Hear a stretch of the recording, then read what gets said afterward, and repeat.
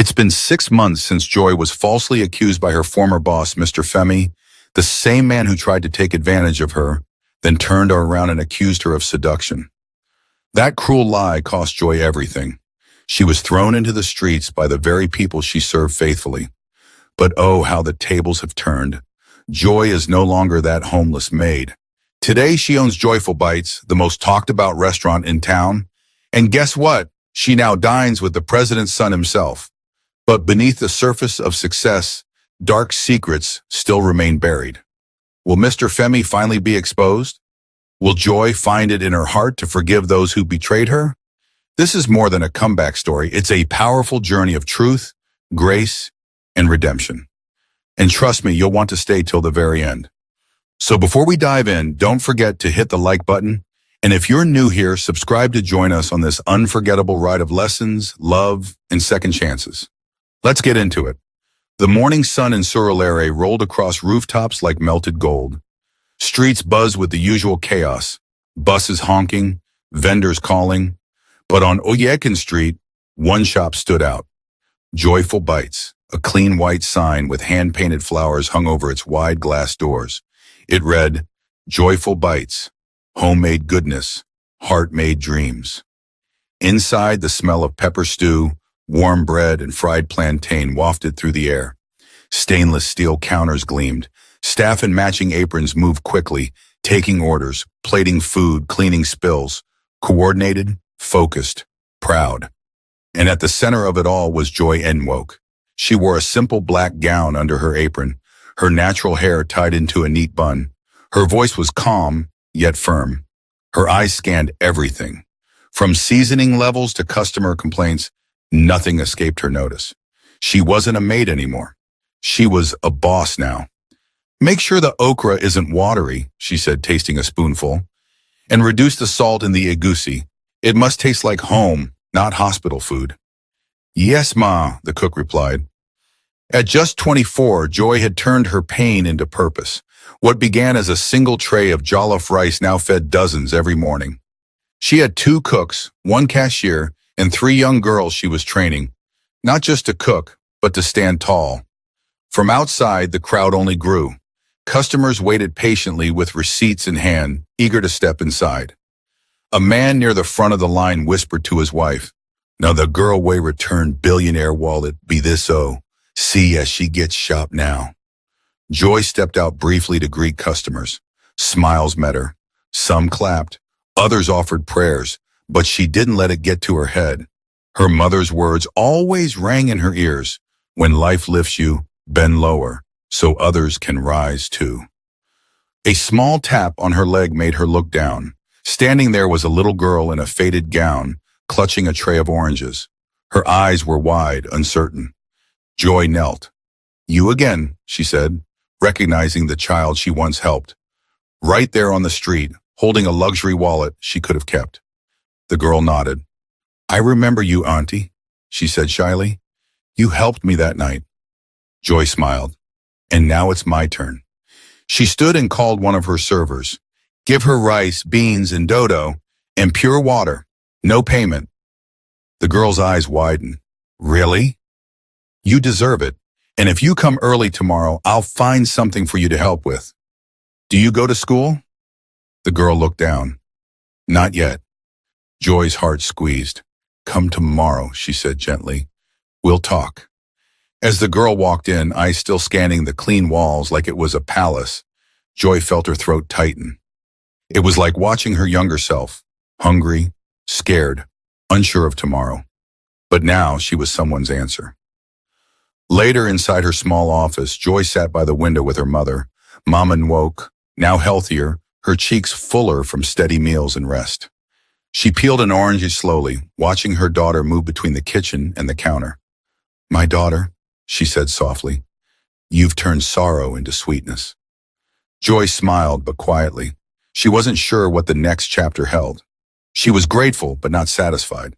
And somewhere deep in her chest, something stirred, like life was about to change again. The next morning arrived with a humid breeze and distant thunder clouds gathering over Lagos.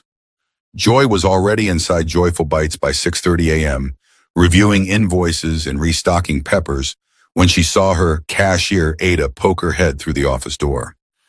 "Auntie Joy, that small girl from yesterday is here," she said. "She's standing near the back gate holding her tray." Joy's pen paused mid-stroke. "Bring her in," she said. A few minutes later, the girl stepped into Joy's office timidly, barefoot, her dress still faded and her tray of oranges nearly empty. She stood there, silent.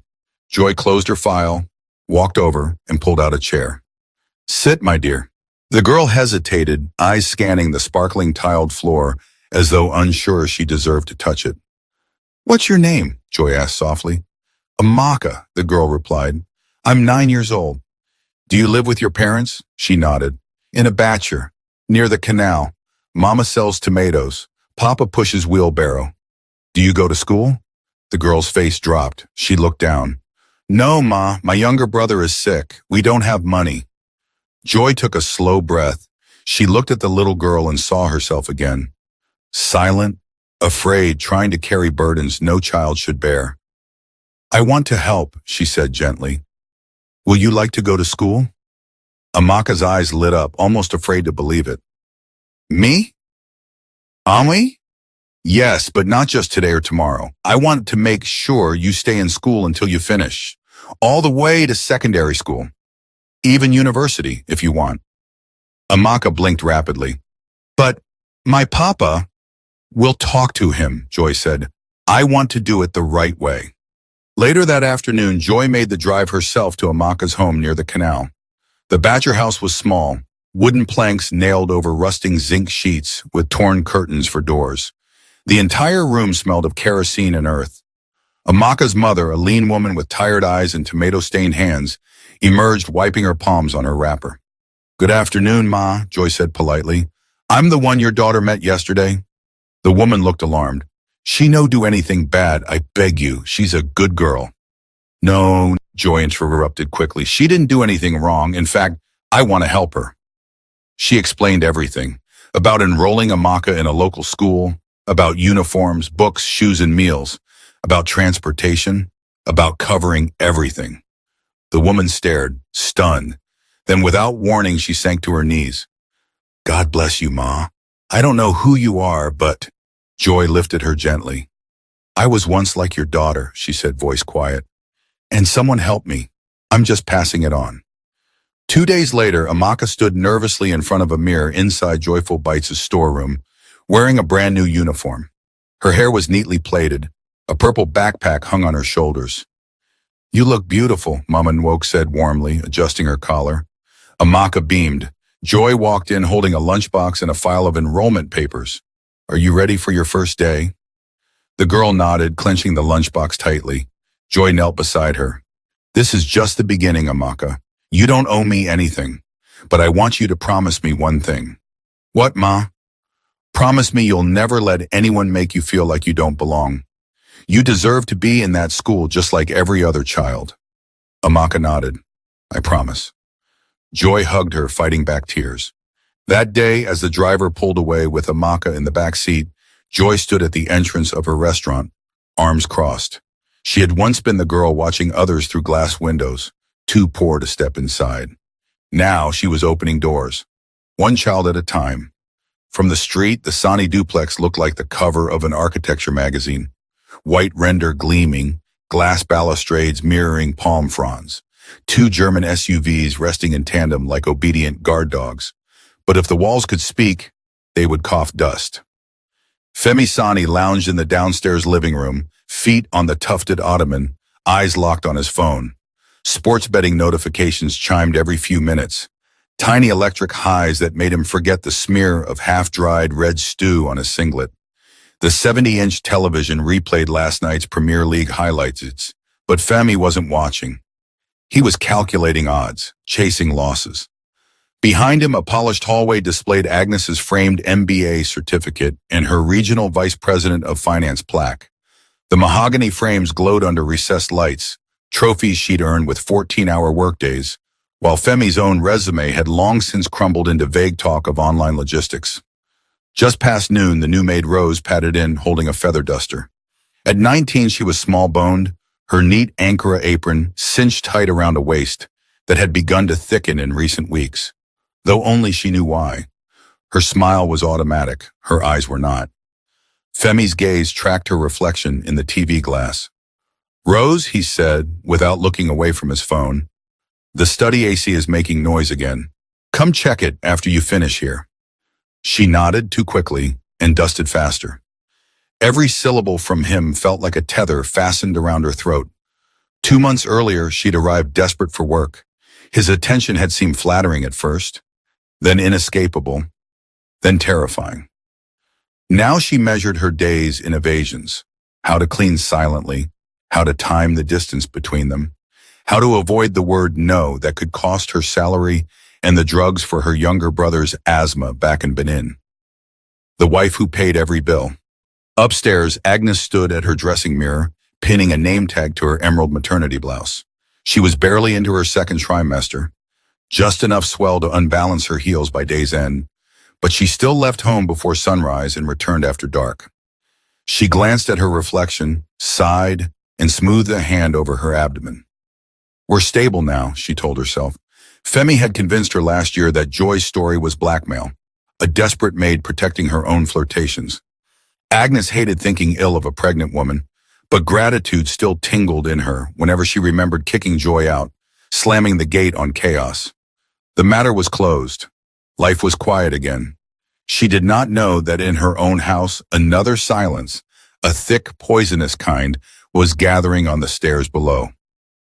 "Madam," Rose called softly from the landing, "I'm going to market after I finish upstairs." "Fine," Agnes answered, adjusting her earrings. "Be quick before the rain."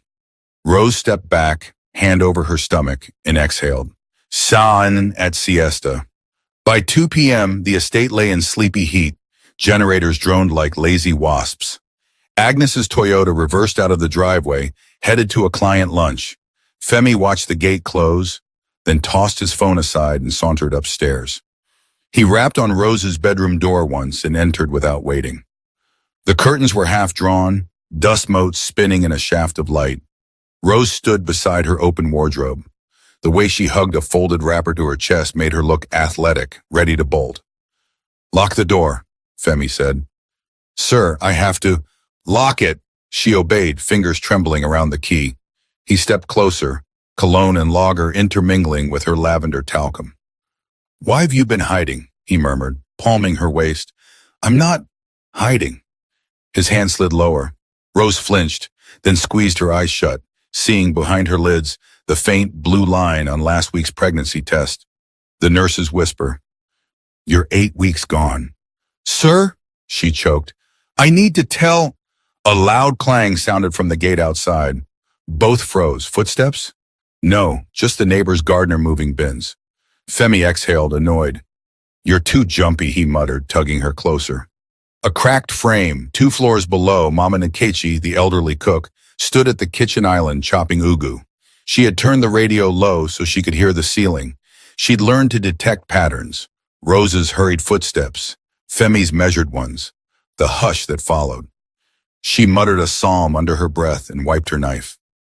When Rose emerged an hour later, eyes red, blouse buttoned wrong, Mama Nkechi blocked the doorway with her wide frame. "I know blind," she said quietly in pidgin. "What he dey do you?" Rose began to cry. "Please, I can't lose this job." "You go lose more than job if madam catch you," Mama warned. "Talk. Tell him a make he stop." Rose shook her head violently. "He said if I speak, he'll say I seduced him, like he said about the other maid." The older woman's jaw tightened. Joy, she remembered. The gentle girl thrown out like trash, now a headline success. Prophetically, Mama muttered, "Truth day travels slow, but he still reached market." She wiped Rose's tears with a corner of her wrapper, then pressed a rosary into the girl's palm. "Hold this. Pray courage. One day light go enter this darkness, whether we ready or not." Termites behind wallpaper. That night, Agnes returned, exhausted, ankles swollen. She kissed Femi's cheek. He smelled freshly showered, innocent. They chatted about baby names while watching a sitcom, laughter cued by studio applause, not by Joy. Above them, Rose lay awake, palms on her belly, whispering to the life fluttering inside. Downstairs, the NBA plaque gleamed, but a hairline crack had formed in the glass. No one noticed. Sin, like termites, kept chewing.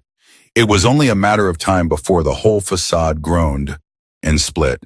Friday twilight drops over Sorolare like indigo silk. Fairy lights blink to life around the patio of joyful bites, looping through jasmine vines that have crept up the bamboo trellis. Most evenings the cafe bustles. Tonight a pre-rain hush settles, as if the sky itself wants to listen. Through the side gate slips Chiki Odanaka. Baseball cap, low, plain t-shirt, no security detail. Lagos would riot for a selfie if it realized the president's only son was here. But Chiki has perfected the art of invisibility. Walk like you belong, tip like a king, speak like a neighbor. He orders a bottle of chilled Zobo, then chooses the corner table beside the small fire bowl Joy keeps for ambiance. Flames crackle, reflecting ruby in the dark hibiscus tea. Across the patio, Joy Nwoke laughs with her staff, hands floured from rolling yam croquettes. She catches a glimpse of the quiet customer in the cap and signals. One moment. Chike's pulse skips. Every week for 3 months he has repeated this ritual, certain she has no idea who he really is or what he really feels. Joy wipes her palms on a towel and glides over, confident until she is 3 steps away. Then certainty falters. His eyes radiate an attention that feels larger than friendship. Your usual, sir. She sets the glass down. Chike removes the cup so their eyes meet without shadow. Thank you, Joy. You look at peace tonight. The word peace hits harder than any compliment about her cooking. Peace was the one dream she deemed impossible while sleeping on a pavement a year ago. Her breath catches. Warmth surges up her neck.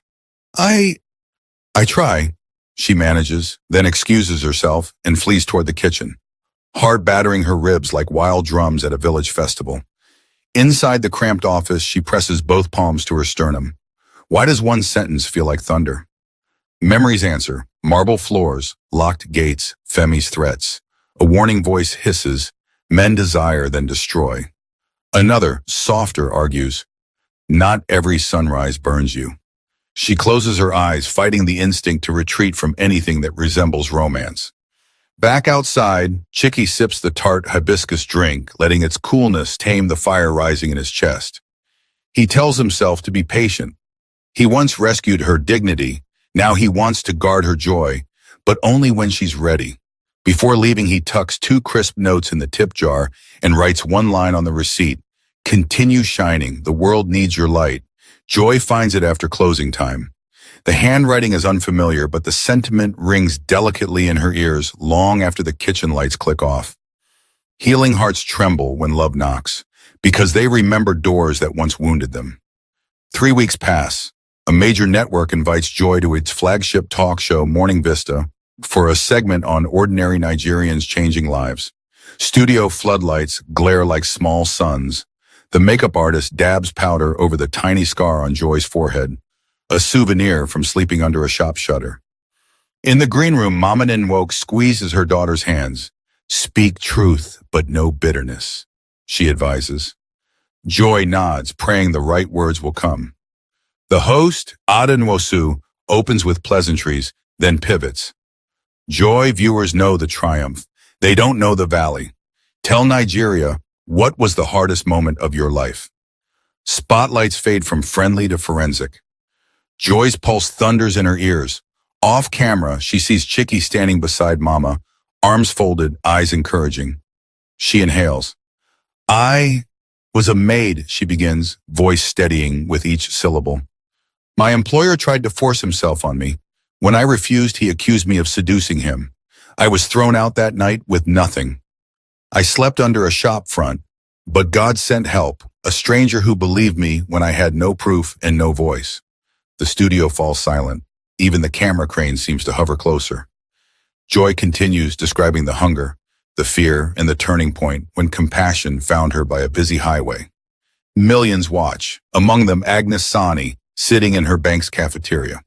A spoonful of jollof halfway to her mouth freezes. She recognizes the cadence, the timeline, the unspoken names. The staff TV angles to a close-up of Joy's face. Sincerity unpolished, tears brimming but unshed. Agnes's chest tightens. Doubt pricks through her long-nurtured certainty that Joy lied. She leaves her lunch untouched. In the Sani living room, Femi snorts at the screen, remote poised. Publicity stunt, he scoffs to Rose, who stands in the doorway clutching a laundry basket. Her knuckles whiten. She knows firsthand how real Joy's story is, because the same hands now reach for her at night. But she says nothing as Femi flicks channels. Back in the studio, Ada leans forward. If you could speak to that employer now, what would you say? Joy exhales slowly. I would say, truth is patient. It will surface one day, maybe in a boardroom, maybe on national TV. And when it does, I pray you find the courage to change. The audience erupts in applause. Joy's shoulders sag with a mixture of relief and exhaustion. In the wings, Chick's admiration deepens into something weightier. Mama Nwoke wipes a tear and whispers, your voice is your victory. Across Lagos, echoes ripple, in lunchrooms, buses, and parlors. Some dismiss them. Others, like Agnes, cannot shake them off. The words cling like wet cloth, refusing to dry. Night fell gently over Ikoyi, laying its velvet shawl across rooftops and quiet streets. The city's usual roar softened to murmurs as crickets began their chorus. At the heart of a quiet compound hidden behind tall white walls, lanterns swayed softly in the garden breeze, casting warm halos over flowering hibiscus bushes and trimmed hedges. Joy walked beside Chicky, arms folded nervously under the sleeves of her shawl. She wasn't sure why he had asked her to come tonight. He had simply called and said, come, I want to show you something. The garden path glistened from a recent drizzle. Every petal, every leaf, seemed dusted with gold beneath the hanging lights. Do you come out here often? She asked softly. Chike smiled. Only when I want to breathe. They turned a corner and reached the koi pond, circular, serene, with lily pads gently rocking under the breeze. Orange and white fish moved slowly beneath the water's glassy surface, like living strokes of a painter's brush. Joy gazed into the pond and saw her reflection alongside his. She blinked. It's beautiful, she whispered. You are, Chike said, voice low. Joy turned sharply, startled by the intimacy in his tone. Chike took a breath. Joy, do you remember that day on the expressway? You were on the ground, holding your bag like it was the last thing tying you to the world. I had no idea who you were. I just knew I had to stop. Joy looked away. I remember. I thought I was saving you, he continued, but it turns out you were saving Moa. Joy met his eyes, confused. I've been in boardrooms, conferences, presidential halls, but you, his voice cracked, you taught me something none of those places could. How to survive with grace. You turned pain into purpose, ashes into bread, and suffering into service. She swallowed, overwhelmed.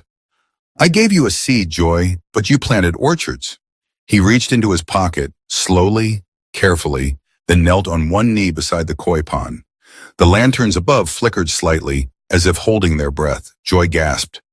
Chick! He opened a small black velvet box. Inside sat a diamond ring, simple but radiant. The stone caught a lantern's glow and broke it into sparks. I love you, Joy Nwoke, he said, his voice steady but thick with emotion. Not because of what you've served, but because of who you've become. Will you marry me? Joy couldn't move. Every voice embodied her roared. You're just a girl they once dragged out of a house like a thief. You're not good enough. You don't belong in his world. But then came a whisper, so small yet so certain. The wilderness is over, daughter. You are worthy of joy. Tears slipped down her cheeks. Yes, she said, nodding slowly. Then louder, choking, trembling, radiant. Yes, yes. From the veranda, Madame Ia, who had been watching in silence with both hands clasped to her chest, let out a squeal and began clapping, then dancing, then shouting. She ran inside, nearly knocking over a tray, yelling, Mama Nwoke, come and hear something sweet. Somewhere inside the house, Mama Nwoke's voice rang back. Ah, hallelujah, my God has done it. Joy laughed through her tears as Chicky stood and slipped the ring onto her finger. Their hands trembled, but the connection was steady, warm, certain. Around them, the garden seemed to hold its breath. The koi in the pond circled slowly, like witnesses to a sacred moment.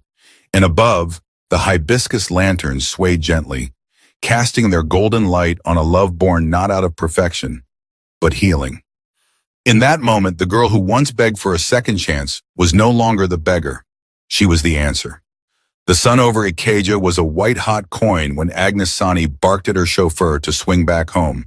A client had just texted, signature page missing. 10 minutes, she assured her colleagues. She didn't plan to stay. Inside the duplex, air conditioning murmured like a sedated beast. Everything else lay in midday hush.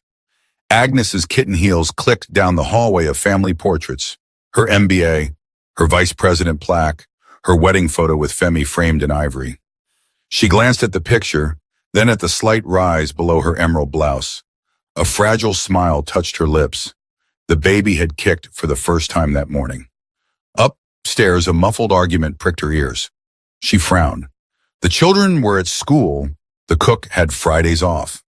She followed the sound to the master bedroom and nudged the door. What she saw welded her to the threshold. Femi loomed over Rose, their 19-year-old maid. Rose's eyes were swollen. Both hands clutched a laboratory envelope to her chest. "I said abort it," Femi hissed.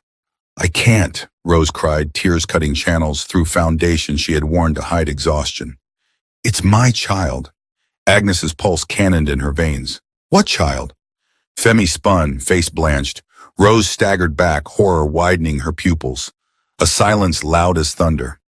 Agnes stepped closer, each footfall deliberate, heels tapping over porcelain tiles like a judge's gavel. "Rose," she whispered, "give me the paper." Rose's fingers shook as she passed the crumpled envelope. Agnes flattened it against her palm. One bold line glared back. "Pregnant, 9 weeks, partner. Name, if provided, Mr. Femi D. Sani." Her vision blurred. Reflexively, she pressed a hand to her own belly, barely 12 weeks along. 2 heartbeats, 2 mothers, 1 man. Femi tried a crooked smile. "Agnes, it's not what—" "Not what?" Her voice sounded foreign, scraped across gravel. "You told me Joy seduced you. You swore you would never touch another maid." Rose sniffled, whispering, "Madam, I'm sorry. He said if I refuse, he'll send me away like Joy." Femi's mask cracked. "Shut up! You wanted comfort. I gave it—" Agnes flinched as if slapped. Memories surged, the night she called Joy a liar, the gate slamming, Joy's suitcase skidding across asphalt. Compassion twisted into nausea. A vein pulsed in her temple. "Pack your things," she told Rose softly. "You leave tonight." Rose's knees buckled.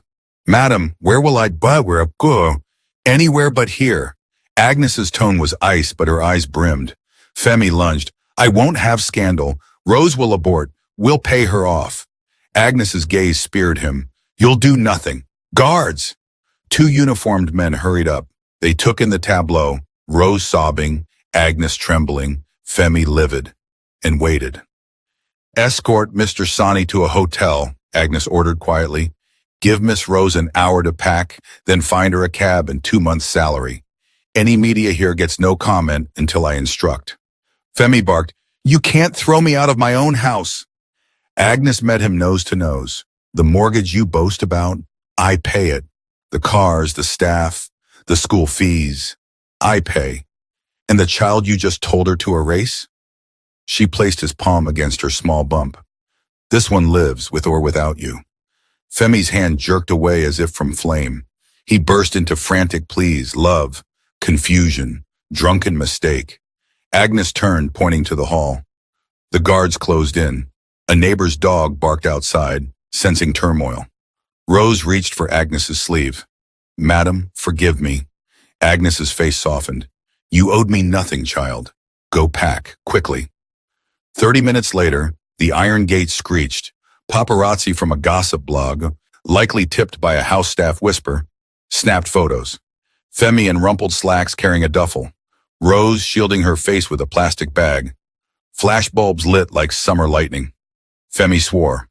Rose wept. Guards ushered them into separate vehicles, engines growling into traffic. On the balcony, Agnes gripped the rail. Her world, marriage, status, carefully curated poise, felt like glass imploding in slow motion. She stepped inside, feet heavy. The marble staircase blurred through tears. She collapsed onto the middle step, head in hands. Memories stormed. Joy's face the night she screamed innocence. The TV interview 2 days ago. Eyes sincere, voice steady, truth undeniable. I would say, truth is patient. Joy's words returned like prophecy. God, Agnes whispered, I'm sorry. Outside, reporters shouted questions. Is it true the maid is pregnant? Madam Agnes, comment on your husband's infidelity. The noise throbbed at her skull. She rose on shaking legs and walked to the bedroom. Pictures of her and Femi on their honeymoon mocked from silver frames. She opened a suitcase tossed in basics. 2 dresses, flat shoes, her prenatal vitamins. She pocketed the sonogram, the faint outline of tiny limbs, and kissed it.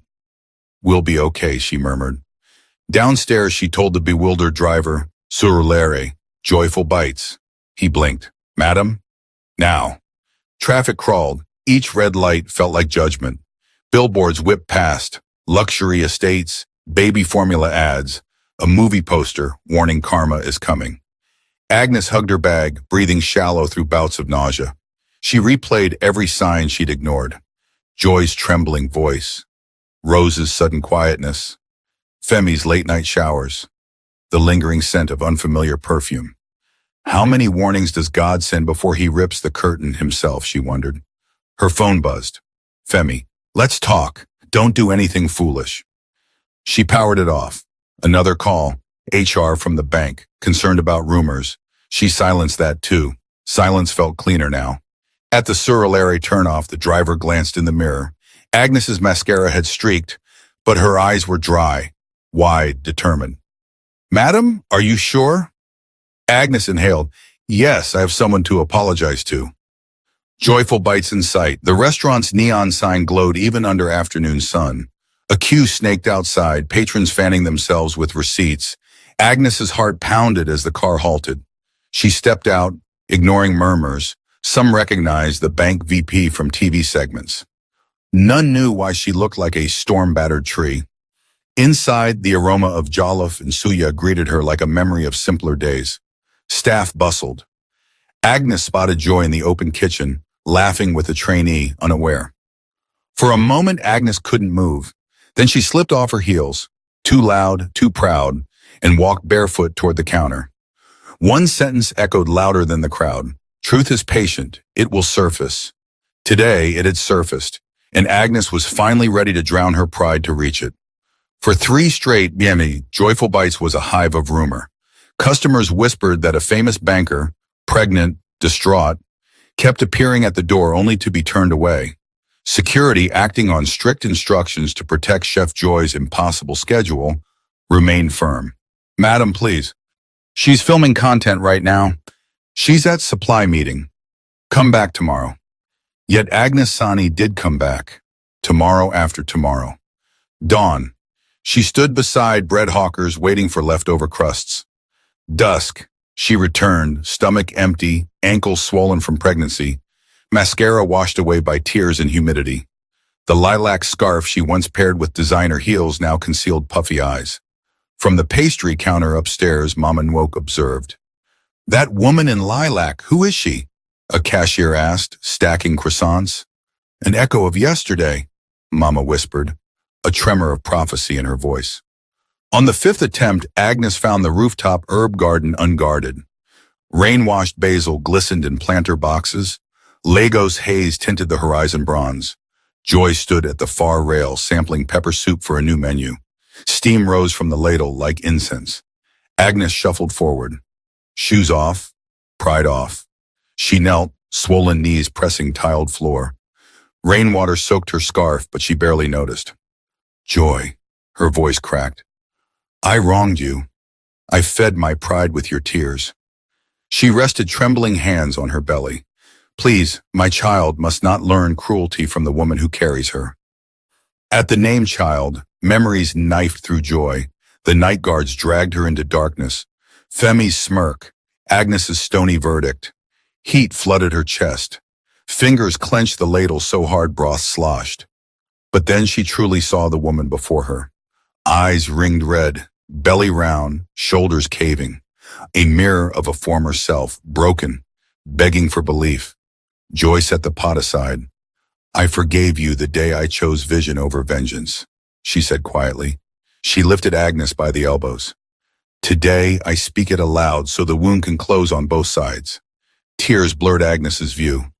"Thank you," she whispered, voice raw. "How can I repay?" "Live differently," Joy answered. "That will be enough." Below, through glass skylights, staff witnessed history. Some cried openly, others clasped hands.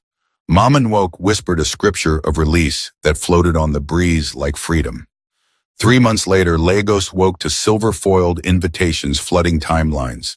The Union of Joy N and Shiki O, Cathedral of Light, Victoria Island Reception, Echo Atlantic Grand Hall.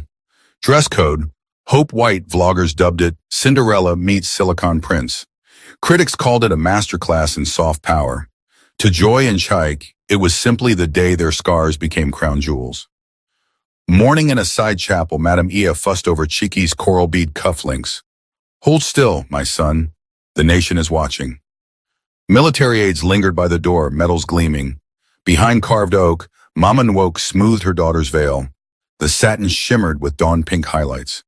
"Your silent tears have watered nations, Nem," she said, stroking the fabric. Joy kissed the weathered hands that once twisted cassava leaves for survival. Processional organ pipes thundered as cathedral doors swung wide. Sunlight spilled across the aisle like liquid gold. Joy stepped forward, gown catching every beam. She looked like dew crystallized at sunrise. Halfway she hesitated.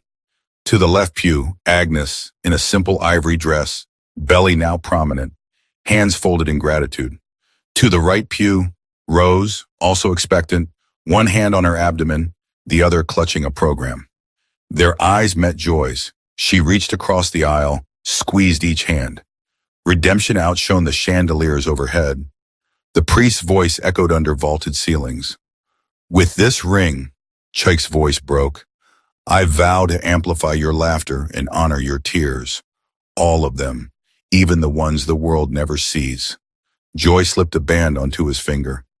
"With this ring, I promise to season every season of our lives with faith, like salt that never loses its savor." Sealed with a kiss, applause erupted. Choir, congregation, even distant passers-by who'd pressed against cathedral gates just to hear. Then the reception evening draped Echo Atlantic in velvet skies. Fireworks arced over the lagoon, their reflections splitting the water into molten sapphire. Reporters hailed it Wedding of the Year, a fairy tale of forgiveness. Inside the grand hall, Madame Ia conducted the High Life band like a general of joy. Rose, hired by Joy to run the restaurant's daycare, twirled toddlers beneath floating dove balloons. Agnes, now volunteer coordinator at a women's shelter, stood at a booth handing out hotline cards, her humility louder than any speech. Mid-banquet, Joy tapped her glass. The hall quieted. "I once begged outside gates like these, wondering if kindness still existed," she began, voice steady, microphone unnecessary. "I am here tonight because someone chose compassion over convenience. My plea, let today teach us that one generous act can rewrite another person's entire map. If you have power, use it to lift." Thunderous applause rose. Some guests wiped tears. In a dingy motel across town, Femi watched the live broadcast. Warm gin in hand, he stared at Joy's radiant face, a mirror reflecting what might have been, what arrogance had burned. Past midnight, Chaik and Joy slipped onto a balcony overlooking glitter-struck water. City lights flickered like candles at vigil for the past. Joy fingered the silver dove pendant resting on her silk bodice. "We made it." Chaiki drew her close. "Tomorrow we feed the world together." He meant more than meals. They had plans, scholarships for girls like Amaka, microloans for single mothers, culinary schools for survivors of abuse. Below, Lagos hummed, a constellation of second chances. Moral of this story: Truth endures the fire. Deceit smolders in its own smoke. Grace, once given, ripples outward, turning wounds into wells for others. Love is not blind, it sees every scar and chooses to stay. I hope you enjoyed this story. Please share your thoughts and tell us what learned in the comment section. We would be very glad to read them. And guess what? There is another powerful educative story coming up in a few days. So please subscribe to this channel and turn on your notifications bell so you'll be the first to watch when we upload it. If you enjoyed this story, don't forget to hit the like button and share with your family and friends. Thank you so much for watching. God bless you.